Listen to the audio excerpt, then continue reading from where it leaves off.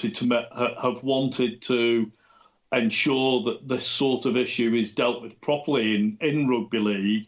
And I think the way in which they dealt with the ban, even though I think the ban is fair, has left them open to the charge that they've not taken this as seriously as they ought to have done. I agree. And I think that's a shame. I do wonder if the fact that they didn't have conclusive audio might have played into it being 8 games rather than 12 or whatever. It absolutely might have done, Mark. And as I say, I think the ban is explain that, I suppose. Fair. Exactly. I think it's the way in which they've communicated what they've done has caused the problem as much as what they have actually done. Right. We were going to talk about it at some point, and that's where it fell into the rundown, guys. But let's move on to what was a cracking final game of the Challenge Cup round, David. It was a great round of games in total. I can't remember a set of quarterfinals that I've enjoyed as much as these, and that's nothing to do with Saints Wigan and winning and Wigan losing. But I can't remember a set of quarterfinals I've enjoyed as much for a long, long time. So the final game was Castleford versus Salford. It was 12 apiece at half time. It finished in golden point extra time. Castleford 19, Salford 18, and Ben Thaler was the referee. We've got a couple of views, 3 views on this, Mark. Do you want to start with David Pye? We've got a bit of disciplinary to clear up first. Sorry, go on. Liam Watts got a grade B dangerous contact charge, 1 match penalty notice for the tackle that he got sin-binned on, which felt more like a grade A to me, but I was surprised when I saw that he got a grade B, though, that he only got 1 match, because that must mean Liam Watts wasn't very naughty last year, which is... Unwatsian. Surprise.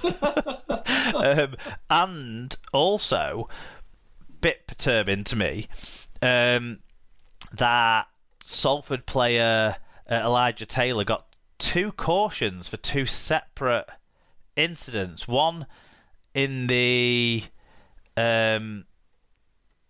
hold on, because the write-up wasn't great, but one in the 23rd minute, a dangerous contact that looks to have been a kind of legs-based dangerous contact, putting a player in a vulnerable position involving the legs, and then one in the 57th minute that looks to be an issue around the supporting legs of a player. So I think if the same player is getting 2 tackles in the same match that he's getting cautioned for his technique on, I feel there should be some sort of totting up or something more there. It just doesn't feel right that they've clearly identified a serious problem with this guy's technique if it's been twice in the same match.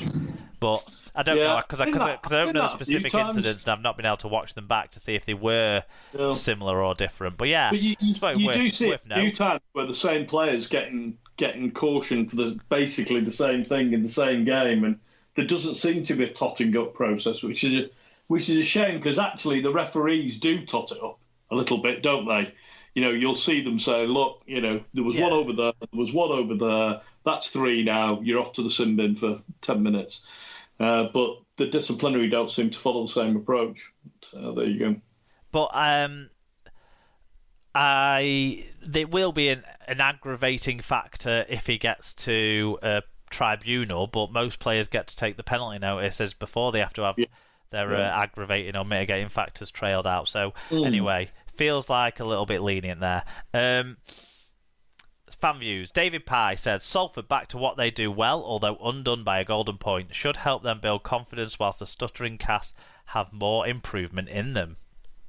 Fat Boy Rob says, great win against an improving Salford team and Mr. Ben Thaler, assisted by Liam Moore. Whilst we pissed the league, we seem destined to win the cup with a points difference of 4 points. As usual, McShane was the difference. When we were cheated down to 11 men, he did the work of the other 2. There's nothing he can't do. The treble's still on. Coif. cheated down to it. I think Gareth O'Brien did step across the man chasing the ball. He did. It was a professional foul. Yeah. And Liam, what's his one? Marginal. Yeah, I'm surprised it's a grade B charge. So they must see something that we can't read an explanation of, because they just give us the charge details now, don't they, rather than a detailed explanation if he accepts the penalty notice. But yeah, anyway, John Hamilton said, Thaler's merciless trolling of Darryl Powell was the highlight of my weekend. It was a good game, this, Mark, I thought. And although you were 4 points down and you didn't watch this. I was probably 6 or 7. 7 by now. Oh, right. So, what time did this game kick off? Was it about 5 o'clock? Yeah, it was. Yeah. So at this point we were well and gone. Starting to weigh up we were on our last pint in Lancaster, weighing up our options for going to Preston. Right. On our way home. Okay. For more beers at the. So you got caught up with high. Yeah. I didn't know anything about this match until I watched it in its entirety on Sunday morning. But I thought it was a good game. I thought it was in the balance back and forth throughout the game. I thought for Salford, I thought Harvey Levett played really well. The pack stood up well. Mossop put some good play in. Addy did. Paulie did and didn't throw the ball on the floor, which is unusual. And I thought both Brown and Lolohea played very well in the halves. I thought they looked... Earlier in the season when we played them, Saints played them, I thought they started to look like Marshall was having a bit of an effect on them. They certainly were a lot better in this game, although, again, the conditions were not great to play in. Equally, I thought the Tigers played well. I think Fatboy Rob's right. Paul McShane was excellent again in this game. He really... I don't know. When he was made Man of Steel last year, I was a bit sceptical about the process that has gone through to arrive at the conclusion that he was the best player in the league last year, because I'm not sure he was. But I have to say, since he's been made Man of Steel, every game I've watched him in, I've thought, bloody hell, he's a really, really good player, is McShane. And that's the thing, see. If Cass play well or if Cass play shit, he's involved in everything and is their best player, even if he's the best player getting a 6 out of 10 because the rest got 4s and 5s, or a 10 out of 10 because the rest got 8s and 9s. He's the most important player, isn't he? He absolutely is, and he was excellent in this game, and was the difference at the end, really. Even though it was O'Brien that dropped the goal. It was McShane that got them into that position by charging down the attempted drop goal kick from Salford that put them into the position to win the game. And there were a few. Obviously he's relentless on defence, but there were a few, real bits of genius with the ball. Dare I say, Roby-esque, spotting people not quite in position and bursting out a dummy half to put players away.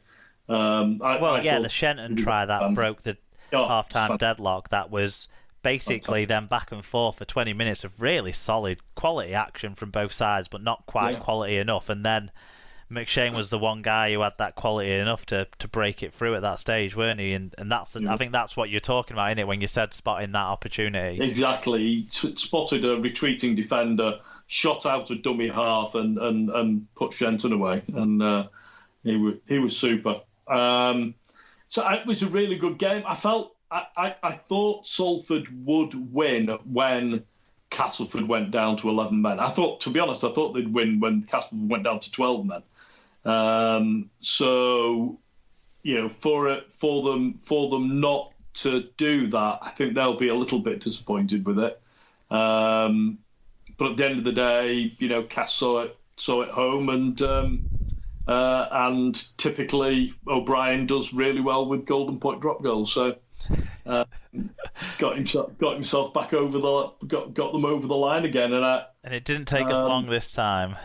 No, and it certainly now looks like we're going to have a very interesting semi-final. I hope that was a one-off from Salford, and when we play them on Monday, they're not as good as that. It was probably Salford's best performance, wasn't it? And Rob pulled out the most level-headed thing he said was about an improving Salford team, and they were. And I actually think they were arguably the better side in the first half, and I think that Matautia try, which was a great line, I think that maybe not necessarily as the run of play because it was relatively even-ish, but I just think that was as important in this game as the Shenton try, or even not quite as important as the drop goal, but because that obviously won it. But I think that was hugely important because it got a Castleford that maybe weren't at their best on parity at half time against a Salford who probably were at their best. Yeah, it swung the momentum. It must have been very disheartening for Salford, having played the conditions and played well, to not be ahead at half time. But that's rugby league for you. When you're up against good sides like Castleford, they tend to hang in they never let you get away. And they tend to hang in the game. Wigan do this well. Saints do this extremely well. Even if you're not playing at your best, hang in the game and it'll come round to you. And that's certainly what happened here for Castleford anyway. It was a very good game of rugby. Rounding off, as I say, the best set of quarterfinals I've seen for a long time. We got a tweet, but the person didn't put it onto the Google form, so I'm afraid I can't remember who it was or anything, but they did a freeze frame of the Kevin Brown no try, which was very close, and I suppose not a million miles away from the closeness of the Daniel Smith try. That there was an argument of him losing control and on that one, and then and on Brown's, what the referee said was that there was a hand under the ball at that point, and there was nothing to me conclusive to say that the hand wasn't under the ball. Even on this guy's freeze frame, you can sort of see what might be fingers. So I don't know, but it was very close. And I think that's how close this game was. Because even the Mossad try was like, that only brushed the grass, didn't it? Yeah. If this had gone up as a try, I think it'd have been given as a try. It went up no try and it came down no try, and I wasn't surprised by that. Yeah, I think you're right. I think that's how close this one was, and Dan Sargentson being back in for Salford, I think improved them in a number of ways. He's not. I don't know. There's something sort of talismanic about his spirit with Dan Sargentson that helps raise the sort of the guys around him, I think. But also on the flip side, I thought Shenton and Turner were brilliant again for Cass, and they have been quite a few times when they played together on that sort of side, kind of sharing the role of centre and winger, and doing a pretty solid job of making the most of that, like a more than solid job of making the most of what they can both do by sharing the position of centre and winger. Yeah, it's looking very good. I think Cass are going to be a real challenge, not just in this trophy, but in the Super League comp. I think that they're going to be one of the top sides this year. The other positive sign for Cass that I've mentioned is I think Brad Martin getting more time in the first team, looks more at home in the first team. So that's a good sign too. Yeah, indeed.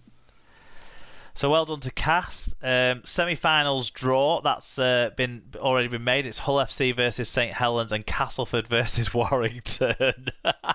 Obviously. Had to be, didn't it? It did. Both semi-finals will take place on Saturday the 5th of June with the venue being confirmed next week, but both those games will be on the BBC. But sort of early reaction then to to those draws? Just short answers. Who do you think will win from those two